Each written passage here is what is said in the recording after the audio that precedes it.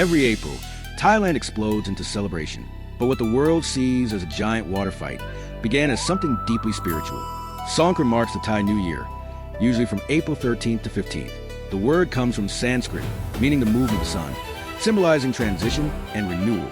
For centuries, this was a quiet and meaningful time. Families cleaned their homes. They visited temples.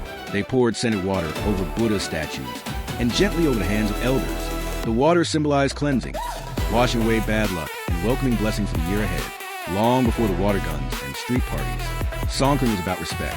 Traditionally, Songkran mornings begin early. Families offer food to monks. They pray. They reflect. Young people kneel before elders and gently pour water over their hands, asking for forgiveness and blessings. This simple act represents humility and renewal. In villages, ceremonies were calm and respectful. There were no loudspeakers, no phone parties, no chaos, just ritual, family, and faith. The festival was rooted in astrology, marking the sun's transition into Aries, once considered the beginning of a new year in Thailand. But over time, things changed. As Thailand modernized, Songkran evolved. What began as gentle sprinkling became playful splashing. By the mid-20th century, especially in northern Thailand, water throwing became more common in public streets. By the 1980s and 1990s, cities like Chiang Mai and Bangkok were hosting full-scale water battles. Buckets replaced bowls, hoses replaced ladles, and eventually water guns took over. Today, entire districts closed to traffic, crowds gather, music plays, and strangers drench each other in celebration. But this transformation brought new risks. Modern Songkran is massive. In places like Bangkok's Khao San Road and Chiang Mai's Old City, thousands gather daily. Tourists and locals mix together.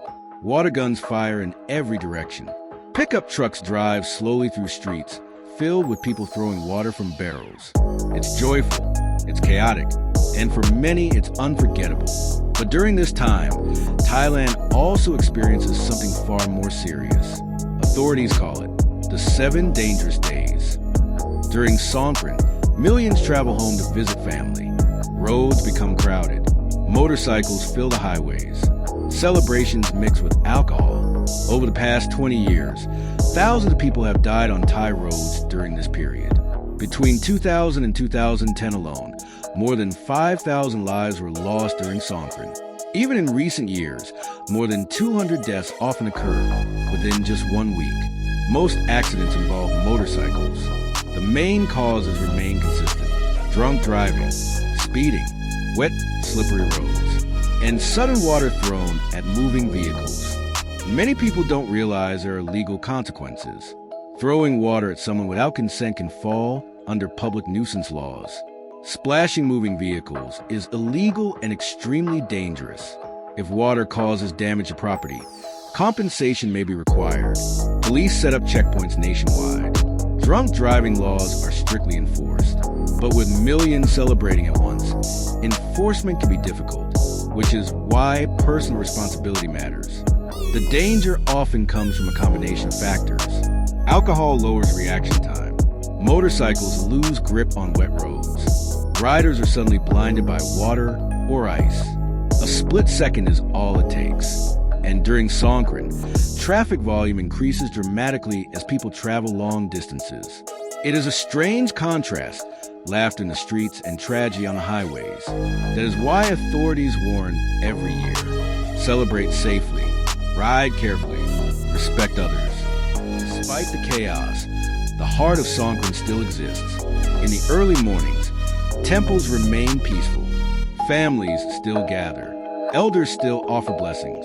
If you look beyond the water fights, you'll find a festival about renewal, forgiveness, family, fresh beginnings. Songkran is both joy and responsibility. It washes away the old year, but how you move through it is up to you.